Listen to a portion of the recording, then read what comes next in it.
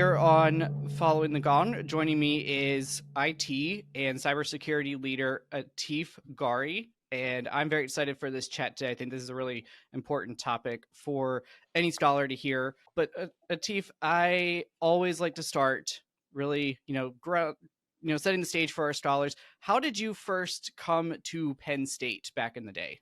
Yeah. A good question. Where did it all begin, right? And for me, if there's one thing you get out of this conversation with me is, life is always happening for you, not to you. And so therefore, when I applied, Penn State was not my first choice, right? I wanted to go to Penn and I wanted to be an Ivy League. I wanted to I was one of those students in high school where I did real well from a grade standpoint, but I didn't do well on the SATs. And so therefore I didn't get into many schools. And so I was like, all right, fine. I'll go to Penn State. A lot of my friends from high school are going there and it'll be all right. Turned out to be the best thing that ever happened to me, right? And it's foundation for my path forward, which I'll talk to you more about. But again, life is happening for you, not to you. And yeah, by the way, I did end up going to Penn too for grad school, but that's a different story. I mean, I would never change it another way than to go to Penn State. Yeah, if you're listening to the audio version of this, you'll hear, or you can, if you won't see it, but if in the video, I can see that you've got your UPenn degree back behind you. So we'll get to that in a minute. But most importantly for this podcast, how did you end up being a Schreyer Scholar? Yes, so that's the Schreyer story. I wasn't good enough to get in as a freshman. However, the Scholars program also has a junior gate program, which is, if you do well your first year, your second year, and happen to be the top of your major, then based off of recommendation from the dean of the school. For me, it was the School of Business or Smeal College.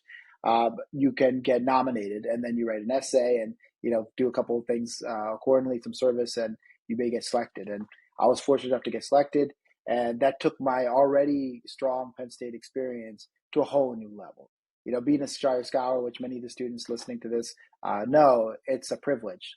So you have a privileged group of people that get to go to Penn State, and then you get the scholars that, you have the first dibs at everything. And, I joke with my friends that go to other top schools that, Schreyer is better than your school, because we do this and we have this. And so I'm very fortunate to be selected into Schreyer. But I didn't get in as a freshman. So if you didn't get in as a freshman, look at my example, right? You could get in after that. And yours truly as well. So definitely can vouch for the validity of that option there. And many of our past guests have also come in as current Penn State students. Now, Tiff, you shared, as if you're a regular listener, I give every guest a questionnaire, and thank you for filling that out. I know you're very busy.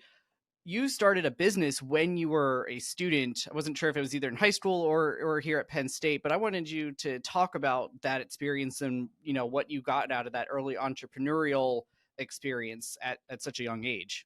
Yeah. So coming in as a high school a senior and going into Penn State, I started a business. And I'll tell you about it in a second, but the headline is passion behind an idea, right? So if you're passionate about something and you have an idea, go for it. Right? A lot of people get stuck into, oh, well, how am I going to do it? The big how, right? And you're passionate, you find the how, you figure out the how. So for me, I was passionate about computers.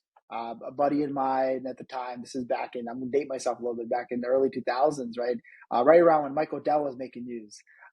We started to put together those computers. We love to do that, package them up and sell them, kind of like, what Best Buy does today and what Dell did at the time. And so we started Friends and Family. For a 16, 17-year-old, that's a kind of a big deal to have the amount of, $1,000 was like, wow, I got $1,000, like, right. And so we started to sell companies. And then, unlike Mike Odell, we didn't quit college. And we did, Mike Odell went to customers that were businesses, not friends and family, right. Instead, I went to college and focused only on that. The business slowly, faded away.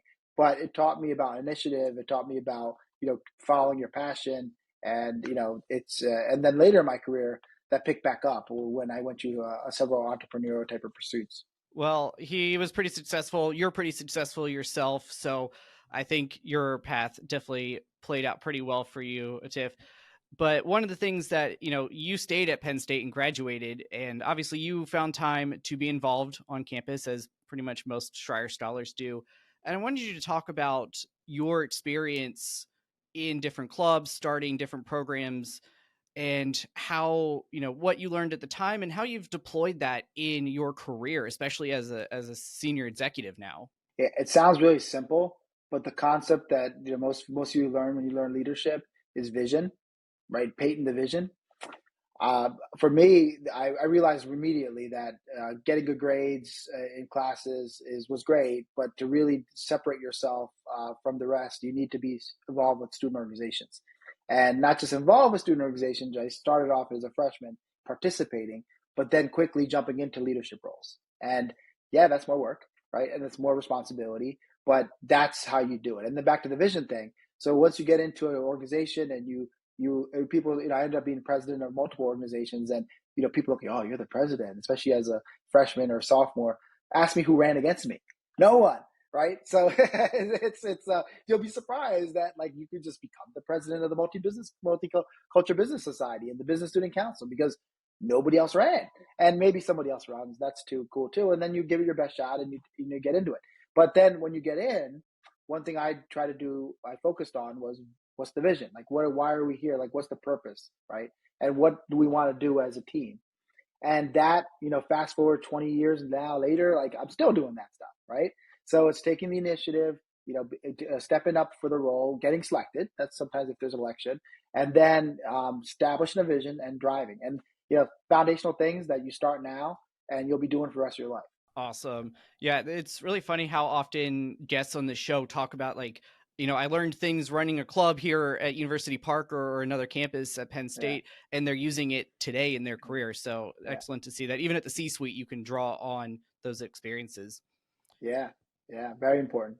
Now, another thing you probably draw on, I would hope so, is your thesis experience. So can you talk about both what you researched, but more importantly, what did you ultimately take out of that process and again, using in your career? Yeah. So the thesis piece, right? So I got to tell you my fancy title, the challenges organizations face in implementing public key cryptology, right? It's fancy title, but basically what it means is, the little digital lock that you see when you go browse a website, it uses cryptology. And I helped, that was my research, was on a version of that called PKI, public key interoperability.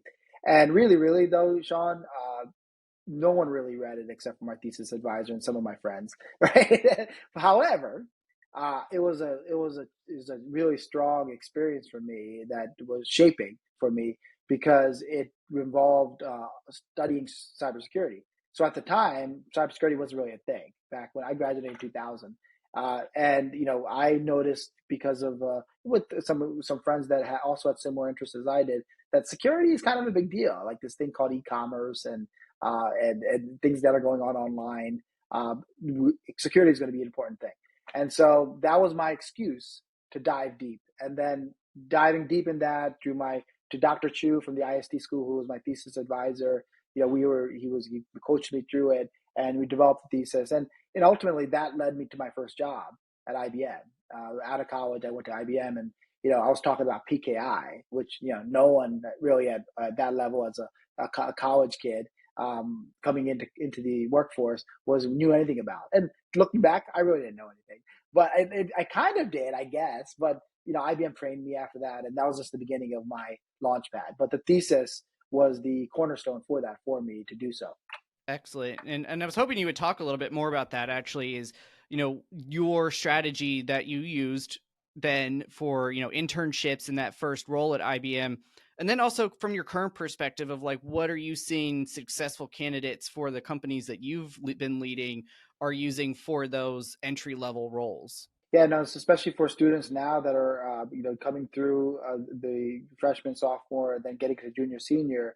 The important thing to realize is no matter how much technical expertise you get, in my case, I studied PKI, public interoperability. And no matter how much you get, you're going to learn a lot of it on the job. So then you say, oh, well, then why am I studying? Well, you need to study it so that you could get competent enough to understand once you get the training, right? So you do still need to study it, but don't discount what you're going to learn on the job. But to get the job, you got to have that. The one thing that stick with me from college is you learn how to learn. So you learn how to learn. So taking the econ classes, the English classes, even the language, landscape and architecture classes, the astronomy classes. Every one of those classes teaches you how to learn something, whether it's through the book, whether it's through the lecture notes, whether it's through the professor. You're going to learn different ways to take in information. And so back to the point, we hiring now, and also when I hire interns now, it's all about how can this candidate pick it up or not, right? And whether they're an art major or whether they're a comp sci major or whether they're a security major, it really doesn't matter. I look for talent. I look for a strong athlete. Someone that can pick it up, someone that's going to work at it, and then gives me examples of how they did that. And all of you can do that, right? Takes work, right? There's no shortcut to work, but it takes the work. But you don't have to have a fancier degree or deep knowledge of an idea. I mean, honestly, like we will never. I mean, there's some rare exceptions, but generally speaking, I mean, any undergraduate, how much can they actually learn about real world business applications of something, right? You're going to learn that on the job. I think that probably applies to a lot of different industries, not just cybersecurity, where you're going to learn a lot once you get out in the workforce, right? Absolutely. I mean, you could litmus test me on that statement by just looking at who the best companies in the world hire, right?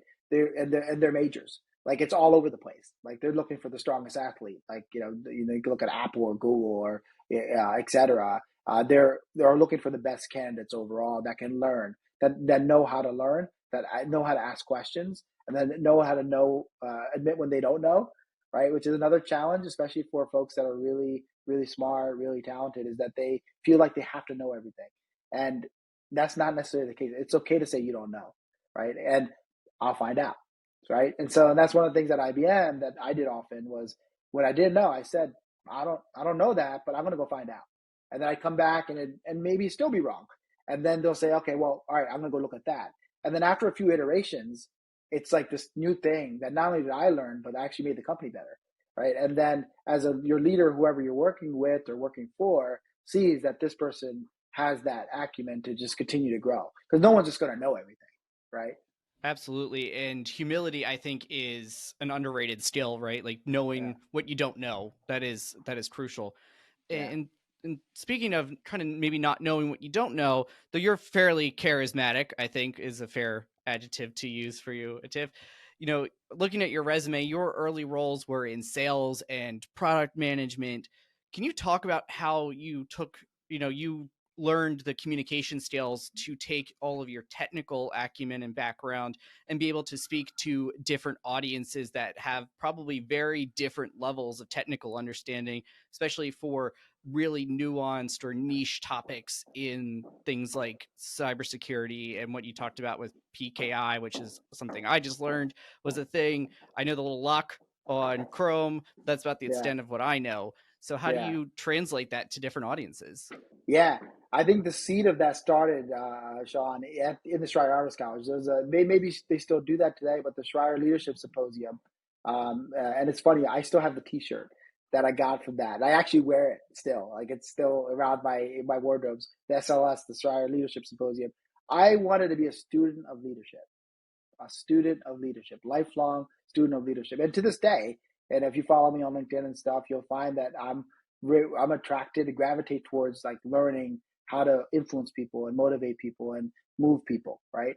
And so I became a student of that back, in college, and followed along the way. So accordingly, with that, you get a lot of practice, right? You get a lot of practice of speaking in front of groups, convincing teams, like by being attracted to that and focusing on leadership and trying to be a better leader, right?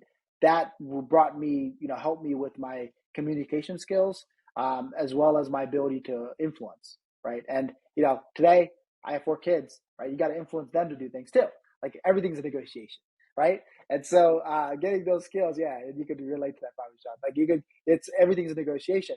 And so for me, like, I started off really on the technical side and, being the guy that hands on the keyboard that made it happen, whether it's with cryptology or whether it's identity and access management and other, cybersecurity things.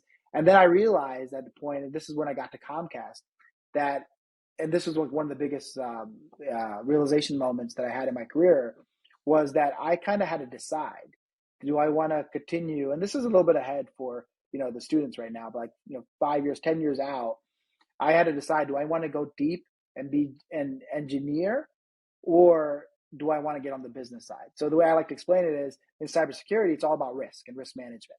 And no matter how much analysis you do, it comes down to, okay, when you cross the street, you got to look left, you got to look right, and then you can cross the street. You got to know what your risks are, right? That's what the chief information security officer, the highest level of a cybersecurity professional, does. And I was in that path at Comcast to be that person, and I realized, and it was a hard decision, but it was a real decision, that I wanted to be the guy that crossed the street, right? So I didn't want to be the guy that was advising the guy that crossed the street. I wanted to be the business leader that crossed the street. And so at that moment, that's when I pivoted my career to become a business leader with cybersecurity expertise, cybersecurity background for cybersecurity companies, but not necessarily the person that's on the technical side, but more on the business side, because I was a lot more passionate about it. And it goes back to the passion about AJ Connections, my company I started when I was coming out of high school. I wanted to be on the business side. And so, setting goals and things cascaded from there.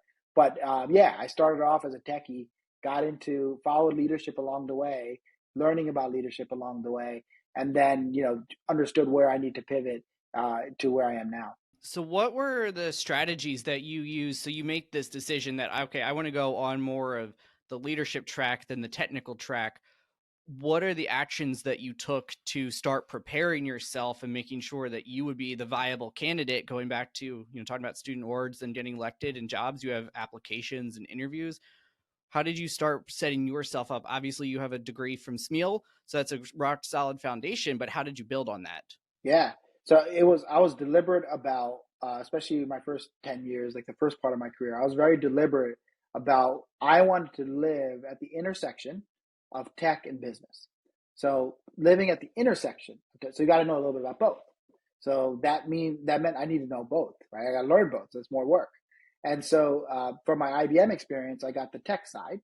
And then I also started to get the business side because I started to get into practice leadership roles and working on how we built the business that IBM had for cybersecurity. And then also I complemented it with my education. So that's one of my reasons why I went to went to Wharton and Penn. I did a hybrid degree on tech and business, right? So I took business classes at Wharton and tech classes in the engineering school. So when you read my resume and you got to talk to me about my experiences, I'll tell you about the person that can translate the fancy stuff that the engineers are doing to my mom, right? Or to someone else that, in very lay terms. So simplifying complex ideas in cybersecurity became my area.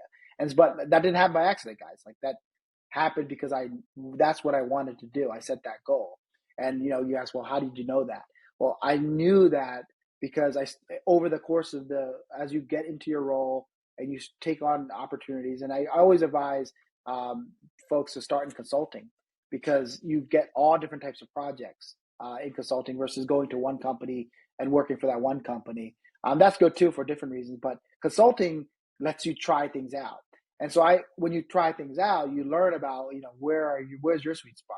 What's your unique ability, right? And then you try to hone in on that unique ability, which for me was translating complex things to ordinary terms, which really helped me, that first stage of my career, getting into the next stage. Absolutely. I think it's really good to lean into your strengths is essentially what you're saying, right? Absolutely. Absolutely. And then knowing your, self-awareness of your strengths and weaknesses. And that comes from just experience. You can't substitute that. There's no jump start to that. In fact, if you think you know exactly what it is, you're probably off, right? It's kind of like when you were a freshman and you were like, oh, I'm going to be a major and I'm going to be pre-med.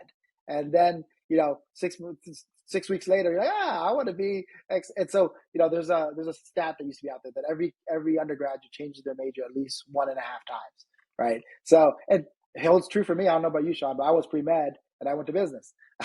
So, people change their mind because experiences teach you things and then teach you about yourself.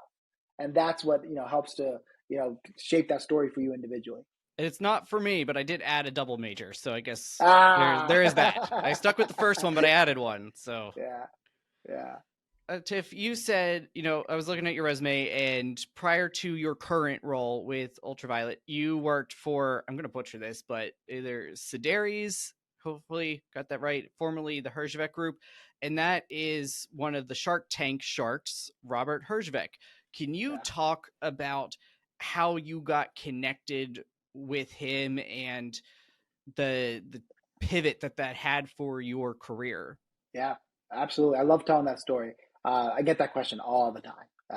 Friends and family, one thing. Oh, the Shark Tank guy.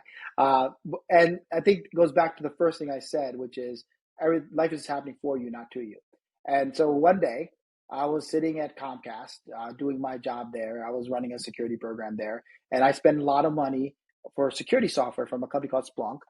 And they're a vendor. They provide security software. And at the time, so I got a phone call one day, and the guy from Splunk, this company that I buy a lot of stuff from, says, "Hey, the guy from Yahoo canceled, so I'm calling you now, and we need somebody to." He canceled because he got sick. We need somebody to come into the Granite Club, which is a luxury country club in Toronto, to speak to Robert Herjavec from Shark Tank, and a small group of 20 chief information security officers about how they use Splunk, right? And we thought you'd be a great person to do it. First question was, who's Robert Herjavec? And he's like, oh, he's the guy on Shark Tank, they said. And I was like, oh. Then in my head, I'm thinking, Shark Tank. I know Shark Tank because Mark Cuban is on Shark Tank. And I'm a big Mark Cuban fan, huge Dallas Mavericks fan. And so I'm thinking, okay, if I do this thing, then I might meet Mark and forget about Robert. I might learn Robert, then maybe that somehow I can meet Mark, but then I had a big problem because at the time, my management would never let me talk about cybersecurity because I was Comcast, and people hate Comcast and have opinions about Comcast and what they do with privacy and security. So very tight-lipped about public speaking. And so I was like, okay, I gotta take a nap back. So I go to the boss's office and I say, just this one time, it's a small group. And he looks at me and he's like, just this one time, right? So again, life is happening for you. So the guy got sick. My boss, who never let me do anything like that, let me do it. And so I end up at Toronto at the Granite Country Club, and I'm shaking hands with Robert Herjavec. Great, nice to meet you, Robert. Yeah, I didn't get to Mark Cuban at that point, but just I knew that in order to get the goal of meeting Mark Cuban, I got to really do well in this meeting. So of course I prepped and prepared my material, rehearsed the material. I bought Robert Herjavec's book, and I read the whole book, his autobiography, until I could learn about him, so I could have like talk tracks, and I could relate to him, or not relate to him, but at least understand him better, right? So I did a bunch of homework. I showed up, and things went really, really well.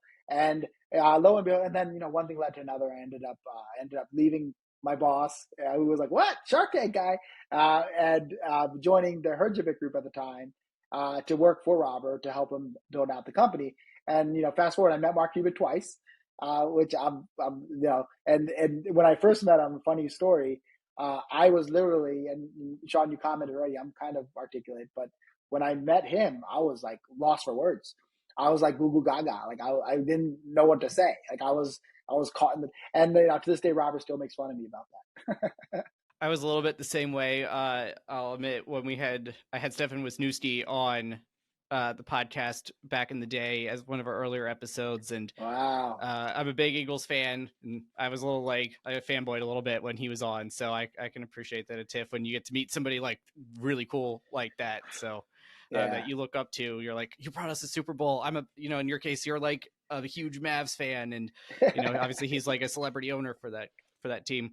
Yeah. But it's interesting, like you meet him, Robert Herjavec, not Mark Cuban, but you meet Robert first, and how did you parlay that experience speaking to that group into a job with them, and a pretty significant one too, based on your resume? Yeah, so a great learning I had when I was at Penn State. As I mentioned, I was a student leader, and I tried to do more than just go to class and try to get good grades and keep up with the Schreyer Honors mandate of GPA. I got involved, and one of the dinners I went to was with alumni, and the alumni Greg Nat, who was an IBM executive at the time, alumni. I got to sit next to him, and I was picking his brain as we were talking during the dinner. And one of the things he said always stuck with me, which is success is when preparation meets opportunity. Success isn't when laziness meets opportunity. Success isn't like getting by meets opportunity. It's when preparation meets opportunity. And so to your question, Sean, when dealing with that meeting, I was prepared. I read his book. I did my deck. I had fancy charts. I had talk tracks. I rehearsed it. Like, it didn't happen by accident, right? And absolutely, there's some of the outside will involved, like what's meant to be, what's meant to be. And that absolutely was part of it. I think life is always happening for you, not to you. And so, that was meant to be. And I did my part, which was being ready, being prepared. And that attracted, based on the skill set I mentioned earlier on, I wanted to be a business leader. And I decided that by then. I didn't want to be a security, technical leader. I wanted to be a business leader of a cybersecurity company. So that also got into the decision because, Robert and I, we ran a security business. It was a cybersecurity business that later on we changed the name to Cyderis, as in cyber defense response. But that was a security business. And so since then, now I'm at that part of my stage in my career where I knew I wanted to run a security business. I focused on that. Where focus goes, energy flows, right? And that's where, slowly through learning from Robert, then now in this role I have now as the president of Ultraviolet, I'm living that goal, that dream that I had set forth for myself. So as you transitioned from the engineer to the and the cybersecurity professional to the C-suite leader, how did that go for you, that transition to business leader? What advice do you have for students who to maybe pocket away for future as they think, or maybe young alumni listening as well, who want to transition from an engineering role or, a practicing physician role into the leadership and business side of any organization? Yeah, I think that when it comes to the specifics of whether it's in cybersecurity or whether it's in medicine or whether it's in engineering or landscape architecture, it doesn't really matter. Like, whatever the domain is the domain. But then it's your command of the domain. So when I say the command of the domain, I mean it's how do you approach whatever that content is. And so you got to have your perspective. So again, you got to do your work, you got to do your homework, you got to understand it, you got to read it, you got to talk to people about it, and then you get a perspective. And so then when you have a perspective on the content that you're in my case it's cybersecurity, then you express that perspective. And then you get feedback on that perspective. And people gravitate towards that. And then you become a leader, right? And so C-suite is just people that know an area really well because, maybe they're smart, but also they have a lot of experience, right? They've been in that environment for a long time. And then they have a perspective about, where that, in our case, cybersecurity is now, where the market is going, what are the forces that are driving that growth, and then being able to communicate that to your customers, to your audiences, and to become. And so, how do I get to the C-suite? It's become a domain expert. Like, you're going to graduate, you're going to take a role somewhere, whether it's in business or whether it's outside of it, it doesn't matter. Whatever you end up doing, start becoming a subject matter expert. That's going to take you 5 years, right? 3 to 5 years to become some level of command over whatever that is. And then from there, you start to think about, okay, well, you get known for that. And then the positions to lead start to surface themselves to you. Another, advice that I like to give my mentees is, sometimes people think that leadership, if I had a whiteboard, I'd draw it, is a straight line like this. Like, it's like a line up, like you take this job and then you take this job and you take this job. It doesn't work like that. Very rare times, sometimes, sure, it's like a straight line. And that straight line could be titles, that straight line could be comp, right? But really, it's like this. It's like this. It's like a zigzag of a line going up, but it's a zigzag, right? And so the important thing is that you continue to go up. You may zig up or zag up, but you keep going up. And that takes years. It doesn't take months. It doesn't take weeks, right? So you got to be patient. You got to be committed to, whatever that goal is for you. And, for me, it was to be a C-level. And for me, it was to run a cybersecurity company. And it did not happen overnight. And I took a lot of wrong turns. I made a lot of dumb mistakes. And but I was convicted. I was convicted to my goal, that I'm going to meet my goal. And so that's what, would help drive that direction. So speaking of being a subject matter expert, this is a very loaded question and could be the subject of entire podcasts or books, but give it your best shot here to simplify it, which sounds like you've admitted one of your strengths. Just can you give us a brief overview of why cybersecurity is so important for any organization and why companies are adding roles like chief information security officer or something equivalent to that and elevating that specific function to the C-suite? Oh yeah, there's a very simple way to explain this. You could think about so the importance, the relevance of security to the business overall or to society overall is as simple as a car, right? So car, would you drive a car that didn't have any safety procedures, right? It didn't have a safety bag or didn't have windows or didn't have brake tests. Like safety, security is the new safety. Security is the new safety. You can't do anything with your business anymore without tech. And you're not going to use tech that isn't secure because overnight you lose your business. Overnight you could lose your business if you're not secure. So because of that, that's the biggest case for cybersecurity is risk. You gotta security is the new safety. Now with that, what makes it even more exciting and the reason why cybersecurity market, the business side of it, is growing so fast is the concept of more. So more data, more users, more devices, all of that gives a digital exhaust. Like my mom has 5 devices now, right? And each one of those devices is giving off data. And that data can be used in all different ways against you, right? So being able to secure that data, secure access to things, it just keeps getting harder and harder and harder. And so, number one advice is get into cybersecurity because you will always have a job. And there's tons of opportunities within cybersecurity because of that. And it's only the start, right? Like the amount of data out there and the amount of things that need to be protected continues to grow. We call that the attack landscape. The attack landscape continues to grow, and that drives the economies of why the cybersecurity business is growing so fast. How's that to try to summarize? I think that makes sense. I like the idea that it's things exponentially grow. You had a cell phone and a laptop, and now there's tablets. You've got smartwatches and other devices that are being invented and things. So that makes a lot of sense. Yeah. On the business side, though, I have a question for you here. As first you were a COO and a chief product officer. Now you are the CEO and president. How do you balance on a day-to-day basis the strategic vision, like you talked about, for an organization, whether that's a club here on campus or a major business or something in between, with the day-to-day operational tasks and challenges of just executing on that vision? Yeah, I would advice I like to give on that is so obviously you have goals and you have teams that you're either you're leading or that you're a part of. You have your responsibilities, let's call it. But what I would advise, you can start now, like as a college grad or even as an undergrad, you can start immediately, is break it up how you attack your day, right? And it starts with win the morning, you win the day. So getting the day started, with some sort of exercise, some sort of energy boosting activity, right? But then, I got this from somewhere, some book that I read. It was around in the morning, do your hardest work, do your thinking, right? Thinking in the morning. Then and in the afternoon, do your talking. So do your meetings, do your interactions that you have with your teams or interactions with other people, do your talking. And then in the evenings, do your reading. So think, talk, read. And the reading is, to get more information, to relax, to decompress. And that cycle with the different tasks that you have, take advantage of your human body, of like the most important hard task you do when you have the most amount of energy, which is in the morning. And then the engagement and the interaction is almost like a de-stressor from for the afternoon.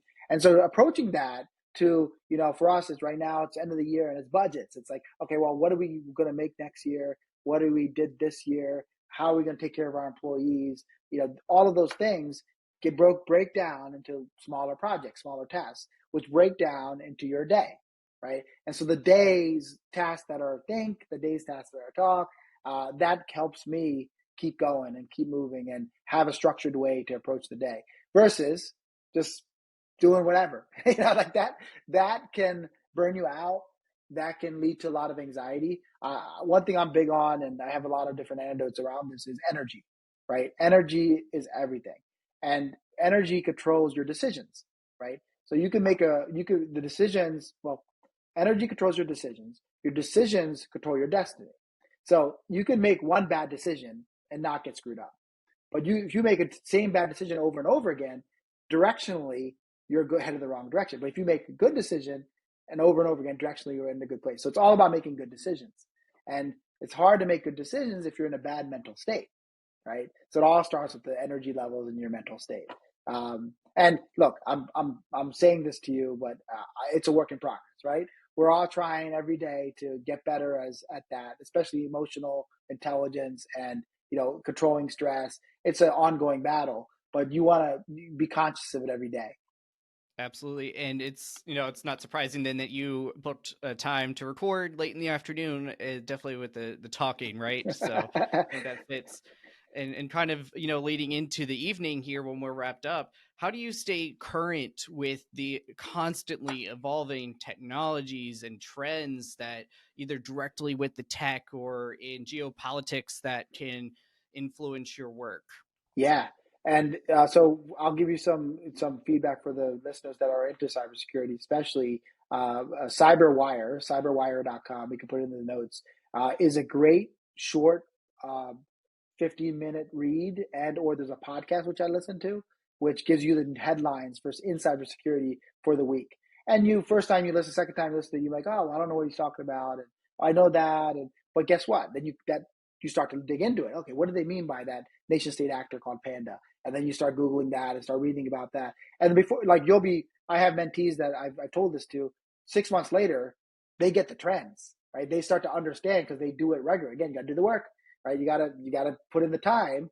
But over time, you start to see the trends and you start to ask better questions, and it helps you. It's not a one-day thing. So that's one way is CyberWire for me for my profession. But then also, there's I'm a big user of LinkedIn, and then within the circles of LinkedIn, diving deeper into different topics. But as you get more senior in your role, the data comes to you, information comes to you, and it's a matter of you selecting in and selecting out of how much you learn. I mean, I learn from my teammates, I learn from my vendors, I learn from my customers, right? And that's what drives my learning, at this level. Yeah, I like that you said that you learn from the vendors and your customers, your clients. That's really cool because, you can learn from anybody around you, right? So I think that's really exciting. Going back to your answer 2 questions back, you talked about decisions and energy. Yes. Can you share, and obviously nothing, you don't need to share proprietary or anything HR, but can you talk about a challenging decision that you've had to make as either the COO or CEO, and how your thought process and what you learned from that experience? Yeah. So, talking about, one decision I already mentioned, which was a big pivotal decision in my life, was the decision that I am going to be a business leader, not a technical leader. And I explained a little bit about that. So let me pivot to a different type of decision, which is around the type of role. Well, let me get more tactical. Let's do a decision made around people. So in the people leadership role, especially as a president of a company or CEO of a company, when your business doesn't do what it's supposed to do, you don't get the earnings you get. You got to reduce your force. You got to reduce labor, and so the laying off people is probably one of the hardest decisions any leader has to make, because here you are building your team, investing in people, investing in their time, them investing in their careers with you, and now you got to let them go. Now you got to call it in. And so I've been in this situation a few times, and most recently I was a part of this type of decision process. And what I learned from that, what I take away from that, and what I would pass along to others that are in that decision process is give it to them straight. Give them all the data and give them all the information. Don't sugarcoat anything. Tell them what it is, why it happened, and what it means to them. And then, of course, you try to take care of them the best you can with the packages. That's one part of it, right? So it's the actual communication. So do it yourself, right? Don't necessarily send someone else. I mean, you're the person that hired them. They trusted in you with their career. You tell them the news. and it's daunting. It's you don't sleep the night before. It's really hard, but you got to do it. And then after you do it, the person respects you for it because you told them exactly what's happening and you did it yourself. Then there's a big second part of it, especially as a leader, is that you got to communicate why to the rest of the company too, and you got to do that in a methodical way. So, and more recently when we did that, we do it as a blast to everyone, and then each department, because people aren't going to say their concerns in a large group. They'll say it in a smaller group, and that takes a lot more work. There's a lot more meetings. There's a lot more time, but that's on you as a leader. You got to do that. And so I learned a lot from that experience. And I often talk back to, if I was in that situation, what I want, and I want it straight. I want to know why, and I want to know straight. And I knew everyone understands that business conditions change. But what people don't understand is like, why are you lying, or why are you blaming other things, or why you're not telling me directly, and why do I got to learn about it from somebody else? To me, that's basic one-on-one. And if I pass that, one thing I pass along on that point is, be, that's a Schreyer value, by the way, right? Is around honesty and humility, going for being steadfast with who you are as an individual, moving forward.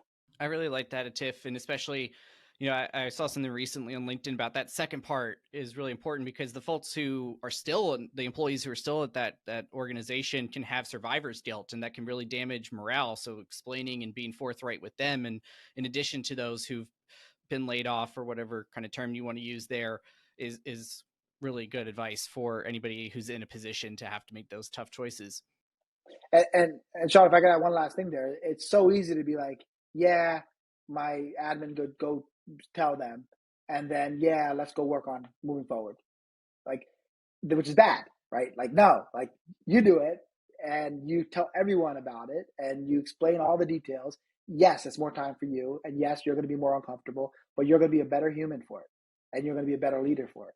Absolutely. And there's a reason change management is an entire course in an MBA program, Yes. because it is a tough skill to learn, but it's important for anybody in a leadership role, whether you're growing your company or downsizing it.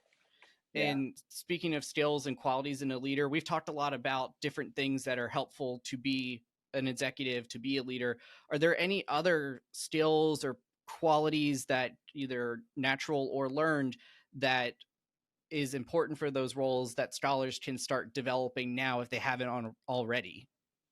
Yeah, one advice I like to give, especially the folks early in their career, is around saying yes versus saying no, right? Oftentimes so for people earlier in their career, you want to say yes to almost everything, because yes means you're going to learn something, and it may be something completely irrelevant, but you'll still learn something, and you'll learn that, I don't want to do that thing anymore. That's not for me. You learned something, right? And you continue to say yes. You get out of your comfort zone. You find your passion. It's out of your comfort zone sometimes is when you find your passion, right? So say a lot of yes early in your career. Earlier meaning like your first 5-10 years of your career. Then the trick is the turn, and this is for listeners that are past that. You want to say no more. So once you hit a point where you're like 10 years, 15 years, where you're in a spot, your core capabilities, what your unique abilities are, that's when you start to say no. Because if you keep saying yes, then you don't get to focus on what you're world class at, right? And that gives you fulfillment as a professional, and it also gives you more focus in your life, because you have, as you get get older and you get more experience, you have all these other new responsibilities. Maybe by then you're married and you have kids, or you started you're with a nonprofit as well, or you're doing all different types of work. Saying no more lets you dig deeper into the things that you have, and you're going to add more value, which then would give you more fulfillment moving forward. And so that's one piece of advice that I picked up from I'm an avid podcast listener myself. So I think it was Derek Sivers. Yeah, Derek Sivers. He's the one who talked about saying yes and then starting to say no. And that's definitely good advice for Schreyer Scholars, because I think many scholars, no matter what your age, if you're 18 or 58, you're likely to say yes to a lot of things if you're one of us. So good advice there, Tiff. Now, speaking of, being a subject matter expert, diving deep into things, you've had a lot of opportunities to be an industry speaker, blogger, writer, doing TV hits and teaching appointments. Why and how do you make time for that? If it's important, it's a priority. If it's not important, it's not a priority. So coming back to what are my goals? Like I'm a big New Year's resolution guy. So as far as like, what are my goals for the year, which helps me give focus. And, the goals, I guess it's right around New Year's time now. So you got to have, something for your mind, something for your soul, something for your body, something for your career. It's not all career, right? Because you could be all career, but then you don't have the wheel to run your career. So you got to have the other points as well. So then it comes down to, okay, for the decisions that come up around, what do I do with my time? There's always time if you make it. And if it's a priority, you make it. And then that's when part of saying no to at the stage of the career I'm at now, where I'm saying no more. I say no when that gives me more time to be more committed to things I'm already engaged in. And then it just comes down to, something tactical that you guys could take, whoever's listening in. If it's on the calendar, it's going to happen. If it's not on the calendar, it doesn't happen. So instead of having a to-do list that you kind of keep, yeah, Sean, you like that. So instead of having a to-do list that you kind of keep on a file or what have you, that you look at and feel guilty every time because you don't feel like you did it all, it's not on your calendar, right? If it makes it off your to-do list into a actionable task on your calendar, it's going to happen, right? Because you're going to make it happen because you're going to be loyal to your calendar. And so that's one way to tactically take these concepts that I'm talking about and put them into your day-to-day. I was clapping at that because that's, I think, really good. And, Atif, I'm really glad that you said yes to doing this podcast. You said you're an avid podcaster. I'm glad that you were joining us here on ours. And I liked your comment about, the mind, body, soul. So outside of your career, what are things that you do to restore those? And, you've got a full plate with your career, but how do you find that balance, or at least strive to find it, given all the demands that you have as a corporate exec? Well, two things there. First is I won't go further into it other than I have a strong sense of religion in my life, and my connection with the universe is very strong, and I support that through my religious practices. But number two is actually I wanted to comment further on. You didn't ask me, Sean. The best job I ever got in my life was the day my son Ibrahim was born, back in 2008 when I became a dad. And so talking about renewing yourself and getting for real fulfillment, that's what it's all about, right? Being a father was the best thing that ever happened to me, and I'm blessed to have 4 kids, the ages from 15 down to 7. So a nice spectrum of fun going on in my life right now. But it's watching them grow up, right? Well, it sounds so simple, but I heard an amazing podcast, a TED Talk actually, a couple of weeks ago, where this guy is gonna, we can put it in the show notes. It's someone that was in the plane that crashed but he survived, that over the Hudson River in New York City a couple of years ago. And in that podcast, one of the things he said is that when he was coming down, I'm not going to watch my kids grow up. And that stuck with me because that's the day to day, right? That's you asked about passion and renewing yourself. Like renewing yourself is just being there for your kids, being around them, supporting them, and then just watching them. It's just so fun, right? And so I think that's my release is my family. Play some basketball, play some tennis as well, but try to live that with the balance. And on that point, Sean, just a message to the team or to folks listening is one way to do that, is having boundaries in your life. And so even as an executive, you could absolutely have boundaries. And so for me, between 6 p.m. and 9 p.m. is 100% family time. If you're traveling, it's something else. But generally speaking, it's a firewall. Nothing can get you that. That's unless there's some major thing, right? Boundaries. And what that does is people aren't really looking for you, by the way, at that time, even as a senior executive, because they know you're at dinner or that you're there. Or it's a kind of a zone time that no one really is going to bother you or going to ask you, why didn't you pick up my call at 7:30?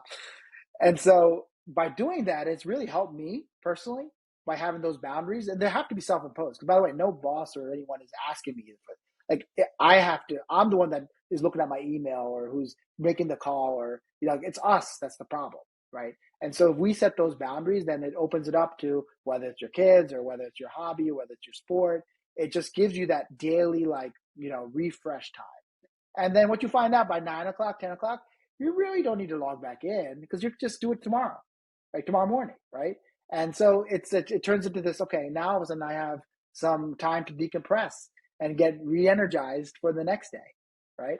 Absolutely. It is very rare something has to be addressed then, right? Yeah. So, last question for you here before we do a couple wrap-up ones. Are there any questions or topics before we get to those reflective summary questions that I should have asked you, but I'm not a cybersecurity expert, that I didn't think to ask, or put it another way, questions that you get from interns, mentees, junior employees at your firm? Yeah. One question you asked me is my favorite book or a book that I recommend. So I'll say that. So what I recommend is by Cal Newport, Deep Work. So Cal is a minimalist, social minimalist. So like him, I don't have a Instagram account. Don't judge me. I don't have an Instagram account. I don't have a Twitter account or X. I don't even know what X. I didn't know what X was because I don't have a Twitter account. Right. I don't really get involved with social media. And Cal in his book, Deep Work, talks about focus and a lot of things I'm talking about. I basically learned from Cal around having boundaries. And he does this really cool thing that he says at the end of each day before you shut down is schedule a shutdown complete. Like have a ritual account that you say before you close down for the day and start the new day. So it's a good one for you to learn how to plan your day. Time block planning is a concept that he teaches that I apply, across my life, not just my work, across my life. So I strongly recommend Deep Work as a starter. And Cal has podcasts and he has different other learning tools that are really, really helpful for me. Well, it sounds like you have some things to check out if you're listening to this, if you've stuck with us to this point, after you've caught up with other episodes of Following the Gong. If you have a backlog, go listen to those and then go check out the ones Tiff recommended. So in a quick rapid fire summary kind of questions here, what would you say, though I think I know what you're going to say because you kind of already answered it with one of your past answers. What would you say, though, is your biggest success to date, though maybe other than family in terms of your career? Yeah. Number one was becoming a father. Number two was finding my wife. Absolutely. My partner, my best friend, nothing works without her in my life. So, and that was a whole other story. But finding that person to share your life with, for me, was really important. Amen to that. On the flip side, though, what would you say is the biggest transformational learning moment or mistake that you've made in your career and what you took from that to grow from it? Yeah. There's no mistake because life is happening for you, not to you. But at the time, absolutely, like, what are you doing to me, higher being? Like, it's like, why are you putting me through this? When I got rejected from getting into, when I had to go to Penn State, basically, my safety school, that was at the time was, it's a big deal when you're trying to apply to college and everybody else is getting in who had a high class rank like you did, but you're not getting in because your SAT score is too low. And personally, it really impacted me at that time, the age I was and the maturity level I was at. But no, I wouldn't change a thing. Like that was the best thing that ever happened to me. Life is always happening for me. So yeah, I would say, when I didn't get into the Ivy League schools I applied to. Well, you ended up here, so just as good, right? Better. Better even. Excellent. So we alluded to this a little bit. You talked about the dinner that you went to with your mentee or your mentor, I'm sorry, from IBM. But how do you approach mentorship, both as a mentor, because you are in a senior leadership role, but everybody needs mentorship. So how do you also approach it as a mentee who is in the C-suite? From a mentor standpoint, mentors made me. I wouldn't be anywhere I am today without my mentors. So you have to pay it forward. And that's one of the reasons why I started the Mentoring with Honors program. We talked a little bit about that, Sean, before, back in, when for Schreyer Honors College, Mentoring with Honors. So you got to pay it forward because, again, I wouldn't be here. As a mentee, come prepared. Do your homework. Come with questions. Like, don't waste the time that your mentor is giving you. And, you don't need to impress them with anything that but just do your homework, right? Learn who the person is, learn what they're doing, and have some questions prepared. Be prepared before you talk to them, and they will love you for it. because, why are they doing it? They want to pay it forward. They want to make an impact. And the worst thing is like, you don't do any of that. And it's like, what's your favorite basketball team? And which is fine to some level, but I think just respecting your mentor's time is the only thing really you need to do in preparation and by preparing and having a dialogue or talk tracks.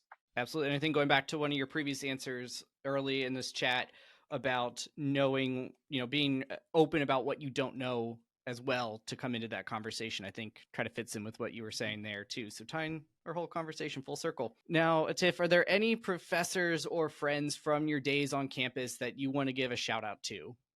Yeah, sadly, some of the professors I had are no longer here, like rest in peace, Bob Kohler, accounting department, Dr. Verstraete, who was my mentor I had my professor for IST, but I think still Richard Torque is still there, my statistic teacher, shout out to Torque, as well as Seven Bien, who's in the engineering school.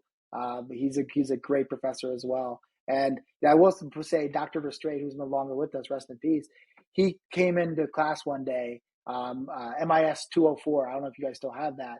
It's an introductory class for data systems. And he wrote on the board Amazon. And 2000 the class was, or 1999 or so. And he's like, yeah, this company is going to run the world with e-commerce. And I was like, kind of raising my hand, like, aren't they trying to sell books right now? Like, they're selling books, right? And he was like, no, it's books you start with, but they're going to be selling everything on Amazon. That's why it's called Amazon. And I was like, no way. The logo is literally, it goes A to Z in the logo, if you ever noticed it, and don't, look at the app on your phone. Now, Atif, as we're wrapping up our time, what is a final piece of advice that you want to leave scholars with that hasn't come up in our conversation already? Thought about this, and I'll say one word: resourceful. Be resourceful. That's if there's one thing that you do out of your Penn State career, especially, is learn how to be resourceful. Penn State is a vast place with so many people, so many great things that like only 10%, 20% of the students actually use, which is crazy. It blows my mind.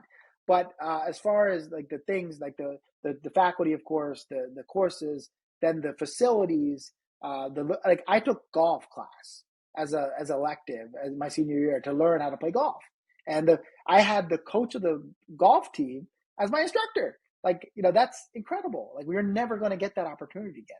So be resourceful. You have resources, learn how to use them. Learn how to use them to help yourself advance your career because they're there for a reason. And if you've gotten to this point, you're clearly resourceful to listen to this. You mentioned mentoring with honors. If you haven't applied for that, check with us to see when the next window for matching is. That program is still ongoing, and it's a great opportunity and resource for you. Now, you mentioned LinkedIn. That's somewhere that you spend some time connecting with others. Is that the best place for a scholar to reach out to you if they want to keep this conversation going and get to know you better? Probably the best way. My email and stuff is there, but LinkedIn, I'm regularly checked in. I also do a Monday motivation thing on LinkedIn. It's a little pursuit I have.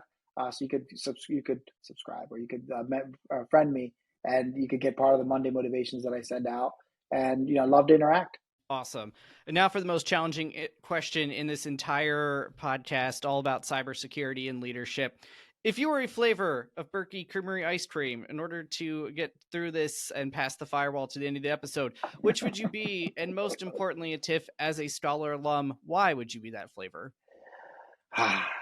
So I prepared for this, Sean, and I think I figured I prepared wrong. But so I will say that I would be the BJC Jams.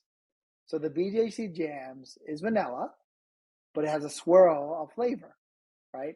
Just as I've been saying throughout this podcast, is master the fundamentals and then have something to say, have some perspective on something, and that will help you advance, get noticed, and more importantly, live a fulfilling life and getting fulfillment out of your days. I think that's a great reason for picking that flavor. I haven't tried it yet, but that is an awesome explanation. So thank you. Atif Ghauri, you are a awesome cybersecurity expert and corporate executive. I appreciate all of your insight, not only on that industry and that topic, but more importantly on leadership, which is one of our core tenets here at the Schreyer Honors College. So thank you for all of your great insight and advice today. I really appreciate it. My pleasure.